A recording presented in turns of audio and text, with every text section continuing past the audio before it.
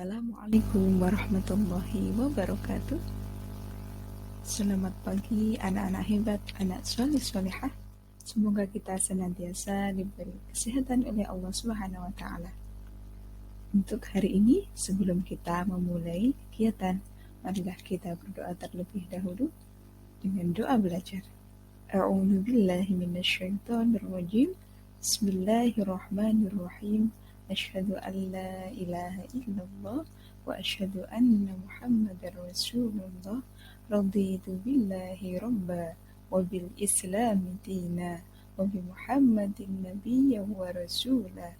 Rabbi zidni ilman nafi'ah warzuqni fahma waj'alni min ibadika sholihin. Anak-anakku, hari ini kita akan belajar tentang kisah Nabi. Nah, sebelumnya guru akan membacakan tema yang kali ini akan kita bahas, yaitu tentang Rasul Allah Idolaku. Sedangkan subtemanya adalah kisah keteladanan Nabi Daud alaihissalam, Nabi Sulaiman, Nabi Ilyas, Nabi Ilyasa, dan Nabi Muhammad SAW. Materi kita kali ini adalah tentang kisah teladan Nabi Muhammad SAW, kaitannya dengan sifat jujur dan sikap peduli terhadap lingkungan. Nah, sedangkan tujuan pembelajarannya adalah menunjukkan keyakinan atas diutusnya Nabi Muhammad SAW, menunjukkan sikap jujur dan peduli dalam kehidupan sehari-hari, menyebutkan arti al-amin, membuat laporan, problem-based learning, dan presentasi. Aku bisa menjadi anak yang jujur dan peduli kepada lingkungan. Nah, Surfa yakin kalian bisa menjadi anak jujur dan peduli kepada lingkungan. Nah, sebagaimana materi kita hari ini adalah tentang kisah keteladanan Nabi Muhammad SAW, maka kita awali dengan kisah beliau sewaktu kecil. Sebagaimana kita ketahui bahwa beliau adalah seorang anak yatim piatu. Ayahnya bernama Abdullah dan ibunya bernama Siti Aminah. Beliau ditinggal wafat oleh kedua orang tuanya ketika dalam keadaan masih kecil. Dengan keadaan yang demikian, Rasulullah SAW menjadi pribadi yang mandiri, yang bijaksana, yang banyak memiliki sifat-sifat yang terpuji. Nah, ketika itu Rasulullah kecil bersama pamannya mengembala kambing, bersama pamannya diajak melakukan banyak pekerjaan yang mulia. Ketika sudah menginjak remaja, beliau diajak ke negara Syam untuk berdagang, membawa dagangan Siti Khadijah yang ketika itu terkenal kaya raya dan disegani.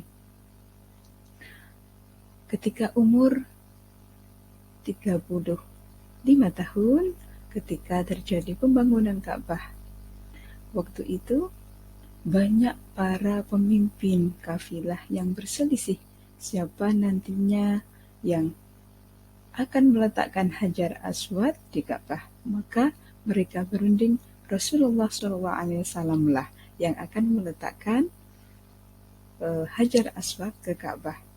Ketika itu Rasulullah SAW memiliki ide.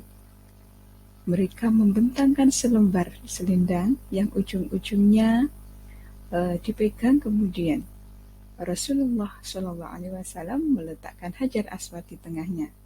Dengan demikian, setelah dekat dengan Ka'bah, maka Rasulullah meletakkan Hajar Aswad.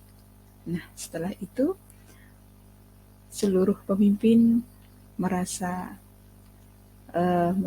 menerima atas keputusan dari Nabi Muhammad dan tidak jadi berselisih. Nah, setelah itu Rasulullah diberi gelar Al-Amin.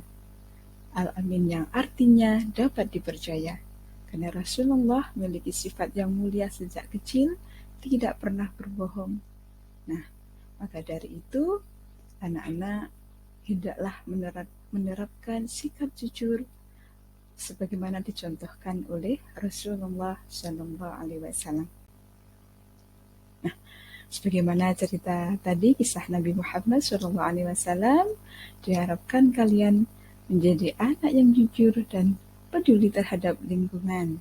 Seperti yang dicontohkan Rasulullah kaitan dengan sifat peduli terhadap lingkungan, Rasulullah Shallallahu Alaihi Wasallam mencontohkan di antaranya beliau hemat dalam menggunakan air, hemat ketika berwudu. Itu adalah merupakan contoh peduli terhadap lingkungan. Nah, contoh-contoh sifat jujur di antaranya mengembalikan uang sisa belanja ketika kalian disuruh ibu kalian. Yang kedua, amanah ketika dititipi barang. Yang ketiga, mengembalikan uang hasil temuan kepada pemiliknya. Misalnya ketika kalian menemukan barang atau uang di kelas, maka hendaknya diberikan kepada pemiliknya.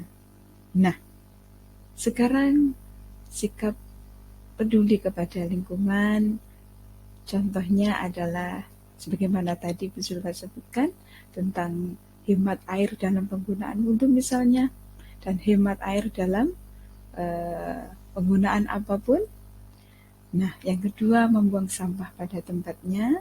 Yang ketiga tidak melakukan tindakan kerusakan di muka bumi, misalnya menebang pohon secara liar yang bisa mengakibatkan banjir, dan masih banyak contoh yang lain.